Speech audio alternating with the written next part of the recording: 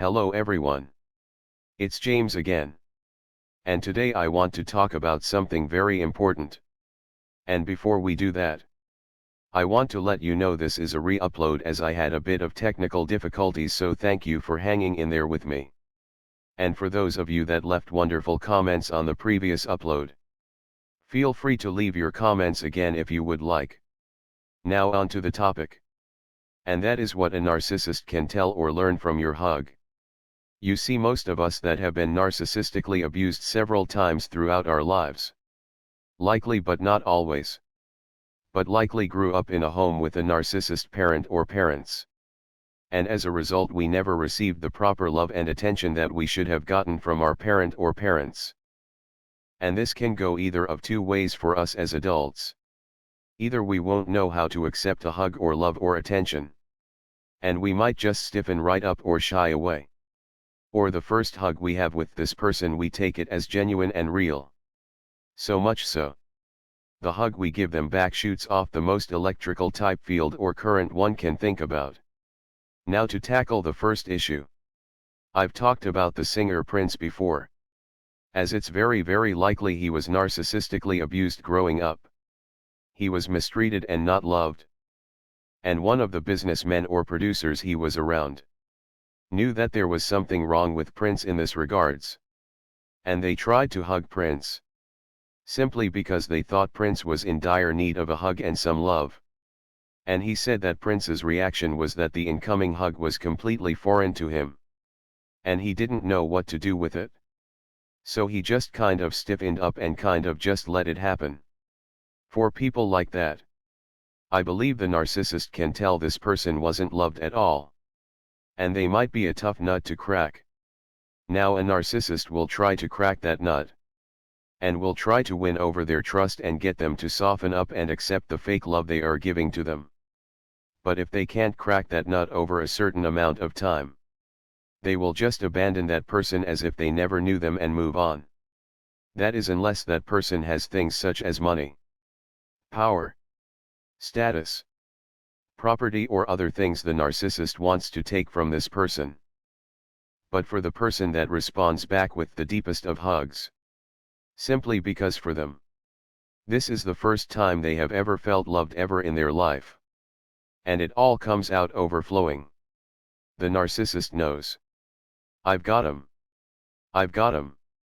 But sadly, when such a person goes from one abusive situation after the next, this person becomes more and more afraid to accept a hug or to hug back in the same genuine way they have hugged back in the past. Because they now see it as tipping their hand of cards to this person. A person they think is okay. But every time they think someone is okay, it always turns out the same. They end up getting taken advantage of and abused, misused and mistreated. And their loneliness and their lack of family support seems to be the common link. And it's sad. More and more people are now like this, coming from families filled with narcissistic abuse. And then you have a society that promotes narcissistic abuse in relationships. Everything is superficial. They go from hugging from their heart to stiffening up like Prince when his coworker/friend tried to hug him.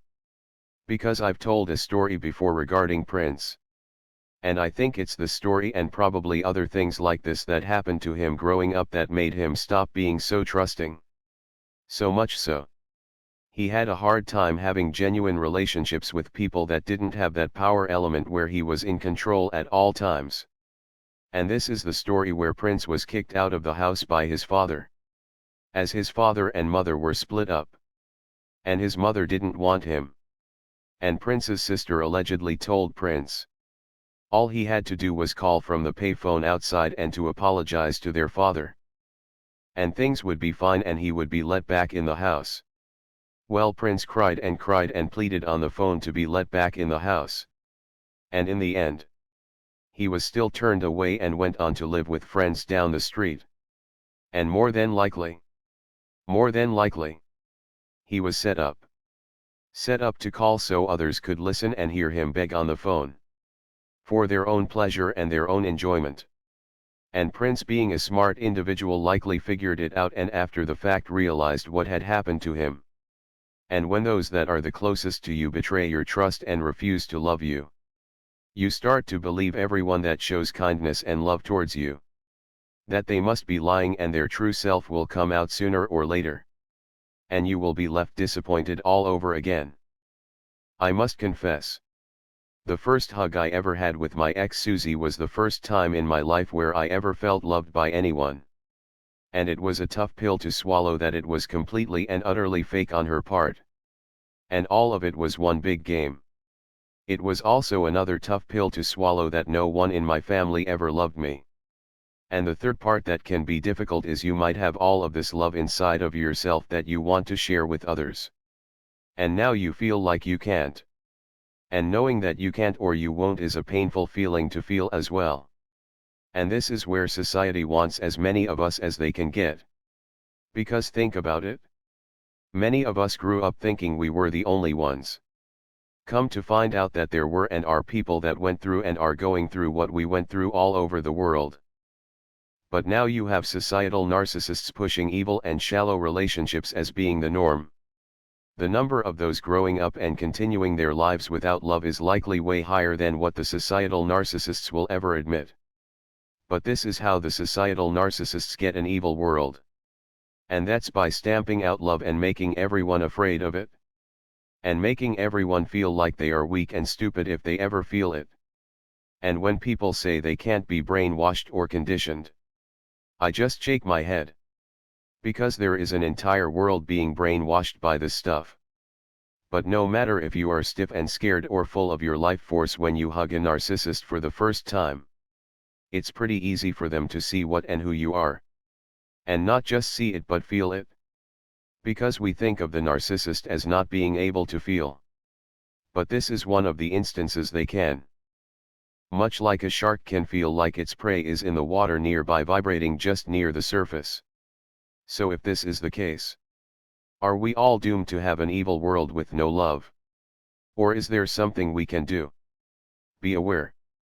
Just be aware and don't ignore the signs. If you give a very loving hug to someone and your energy shines bright, and then a month later the red flags start to pop up that this person is passive-aggressively mistreating you. Like how many narcissists like to do to confuse you into not being sure if you are being mistreated or not. But when you gain experience in this, it becomes easier and easier to spot. But if this happens, don't beat yourself up for hugging with the love and life energy that you have. Don't feel like a fool. They are the true fool. You have been through the worst of a family life that anyone can go through. And you still have love in your heart. Again, I've often talked about the Rocky movies.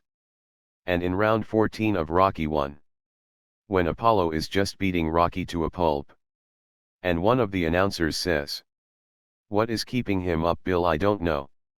You see, you went through a horrible life and a horrible childhood, where the devil showed up around every corner in several people.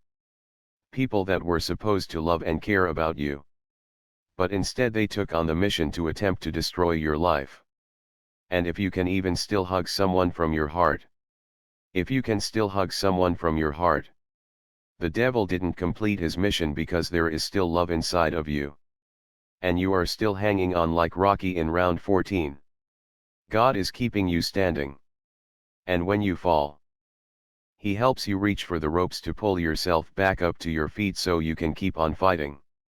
All to the amazement of all of the narcissists that have tried to beat you down and keep you down for good. Will I ever be hugged by someone that loves me that isn't playing a game in my cartoon lifetime? I don't know. Will I be scared to hug them back if they do? I can't lie. I probably will be. And if you can relate, it's okay. You have every right to be afraid. Because God's hug is the best of all. God's hug is all we need. But it's so interesting. It was something I was just thinking about. How narcissists and other toxic people can almost feel our energy field. And it's not to say we are somehow better than people or anything like that. But narcissists, I believe, can tell when they have the real deal in front of them. I think in their mind an alarm goes off saying this is not a drill, this is not a drill. Real deal empath incoming. And it's from our genuine love and hugs. They too learn how to better mimic us so they can use these things back onto us and on other future supply. They learn how to become fake empaths. They learn how to blend in and they learn how to fake being in love. Because believe it or not, the narcissist is always upgrading and downloading information from you. They remain the same, yes. But they get software uploads and patches sent to them. By something simple as a hug. And likely the hug they gave you that appeared to be loving. That convinced you that they truly cared for you. And you hugged them back in the same way and it felt like such a relief. Finally you are with someone that cares. It's very likely they learned how to hug the way they did with such feeling from their past victims. They are always learning how to become a love liar. From those that have the most love in their hearts to give. So yes. They learn from the hugs they got from others in the past and they learn from hugs they give to you and hugs you give back to them. The point of this is, try. And it's not easy.